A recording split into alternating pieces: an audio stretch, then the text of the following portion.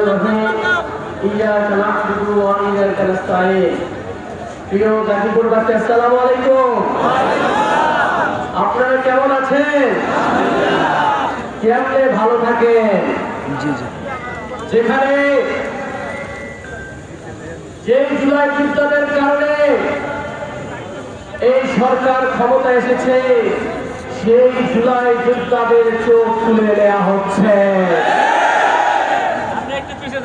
এটা কোন ধরনের জুলাই সড়ক বাস্তবায়ন রে ভাই?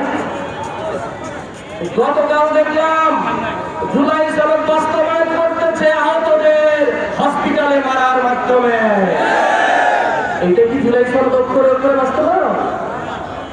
সুন্দর সুন্দর সাংবিধানিক কথা বোঝায়, মনে হচ্ছে বাংলার মানুষ সংবিধান বোঝে না, বাংলার মানুষ আর্টিকেলের ধারা বোঝে না, বাংলা ইংরেজি মিক্স করে মনে হয় বোঝে না।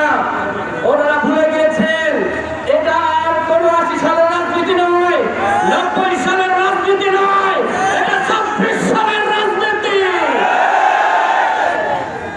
এখানে আগের মতো ইন্ডিয়ান দালালি চলবে না। আমরা বুঝতে পারছি, কিছু লোকের দেখতেছি জুলাই বললে অন্তরের জ্বালা শুরু হয়ে যাবে না ভাই। জুলাই মাস আসলে কণ্ঠ নিচু করে কথা বলবা। জুলাই মাস আসলে ওই ফেসিবাদের দলালরা মাথা নিচু করে হাঁটবা। ইন্ডিয়ান দালালদের অন্তরের জ্বালা শুরু হয়েছে। আপনারা জানেন কেন মারামারি হচ্ছে? অনেক কথা বাজারে আছে। আমার কাছে মনে হয় এই আজকের দিনে আমাদের আনন্দ করার কথা, শেখ হাসিনার বিরুদ্ধে কথা বলার কথা, মাফিয়া তন্ত্রের বিরুদ্ধে কথা বলার কথা।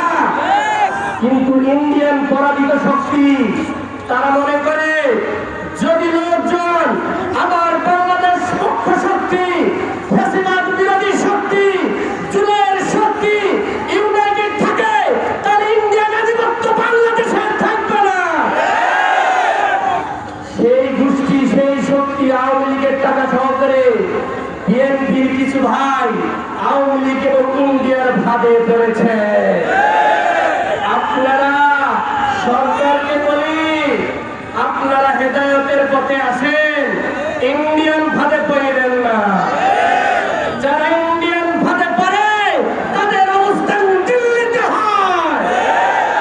আমরা চাই না আপনি, আপনার দল, শহীদ জিয়াউর রহমানের দল, বেগম খালেদা জিয়ার দল, যারা ইসলামী মূল্যবোধকে সম্মান করত, যারা বাংলাদেশকে সম্মান করত, বাংলাদেশের প্রতিটি নাগরিককে সম্মান করত, আলেমদের সম্মান করত, আপনি তাদের সন্তান হয়ে নতুন করে যদি ইন্ডিয়ার সাথে আঘাত করেন, বাংলাদেশের মানুষ আপনাকে পছন্দ করবে না। সুতরাং আজকে একটা ইতিহাস বিকৃতি দেখলাম। আপনারা জানেন এক দফার ঘোষককে, এক দফার ঘোষককে নাইর ইসলাম কোন দলের হতে পারে, কিন্তু আজকে রাষ্ট্রীয় ডকুমেন্টারিতে এক দফার ঘোষক নতুন করে আবিষ্কার করলেন। কেন রে ভাই? নতুন করে কি ঘোষক দরকার আছে? নাইর ইসলামের নেতৃত্বে সব দল মত, হিন্দু মুসলিম গান বাম জামাত ইসলাম ছাত্র শিবির, তৎকালীন বৈষম্যবিরোধী ছাত্র আন্দোলন এবং বিএনপির ভাইদেরকে যারা এসেছেন সবাই মিলে ফ্যাসিবাদকে পতন ঘটিয়েছে, তাই নয় কি? ইতিহাসকে ইউনাইটেড করেন। এই জুলাইকে আমি দেখতেছি এক ধরনের সিনিয়র সাংবাদিক, এক ধরনের সিনিয়র বুদ্ধিজীবী, এক ধরনের সিনিয়র অ্যাডভোকেট, আইনজীবী, সংবিধান বিশেষজ্ঞ এই জুলাইকে বিতর্ক করার চেষ্টা করতেছে। ওনারা বলার চেষ্টা করে জুলাই একটা খারাপ জিনিস, জুলাই একটা ষড়যন্ত্রের জিনিস, কারণ এই জুলাইকে ধ্বংস করলে ইন্ডিয়ান মাল আবার আনা যায়, চাঁদাবাজি করে খাওয়া যায়, প্রশ্ন করা যাবে না, কোনো কোয়েশ্চেন করা যাবে না, মিডিয়ায় কথা বলা যাবে না। এই যে আপনারা প্রশ্ন করা শিখেছেন, ক্ষমতাকে চ্যালেঞ্জ করা শিখেছেন, অ্যাকাউন্টেবিলিটি দিতেছেন, এটা আগের যারা রাজনীতি করেন তাদের সহ্য হচ্ছে না। আরেকটা কথা আমি বলি, আমি যেটা বুঝি, আগের যে সেটেলমেন্ট, মানে যারা ভাগে যদি রাষ্ট্রটা খাইতো তারা নিজেদেরকে এলিট শ্রেণী দাবি করতো, তাই না? হঠাৎ করে আমাদের মতো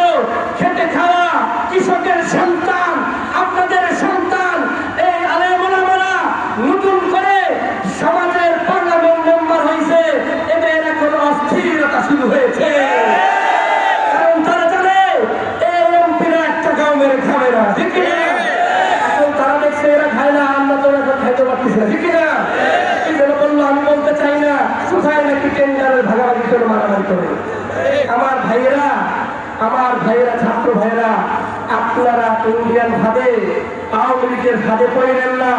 আমাদের ভিতরে বিভেদ থাকবে, মতভেদ থাকবে, মতপার্থক্য থাকবে, কিন্তু হানাহানি, কাটাকাটি, মারামারি, হেলমেট বাহিনী যা দেখেন, এটা হচ্ছে আওয়ামী লীগের অনুপ্রবেশকারীরা সব আওয়ামী লীগের রাজনীতির প্রধান।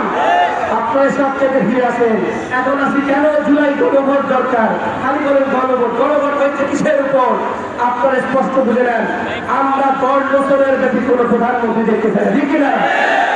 আমাদের যত সাংবিধানিক প্রতিষ্ঠান আছে সেখানে কোনো দলীয় ব্যক্তি হবে না, একটা যোগ্য লোক হবে। এই নিয়োগ পদ্ধতি পরিবর্তনের জন্য আমরা আন্দোলন করতেছি, বুঝতে পারছেন? এইটাই হচ্ছে সংস্কার। ওনারা আমাদেরকে সংবিধান বুঝায়, সংশোধন বুঝায়, ঠিক কিনা? শুধু মানুষ বুঝার দরকার নাই। আমরা বুঝি এই বাংলাদেশের মানুষ আগের জিনিস চায় না, বস্তা পচা জিনিস চায় না, হেলমেট বাহিনী চায় না, কোনো ধরনের চোখ তুলে নেওয়ার রাজনীতি চায় না। আসুন সবাই মিলে একটা জুলাইয়ের আন্দোলনের যে স্পিরিট, সেই আকাঙ্ক্ষার বাংলাদেশ গড়ি ইনশাআল্লাহ। সেই আন্দোলনে 11 দলীয় ঐক্যজোট বাংলাদেশের মানুষের পক্ষে, ইন্ডিয়ান আধিপত্যের বিরুদ্ধে, ফ্যাসিবাদের বিরুদ্ধে, আওয়ামী লীগ সন্ত্রাসের বিরুদ্ধে ঐক্যজোট থাকবে। সবাইকে ধন্যবাদ। ইনকিলাব জিন্দাবাদ।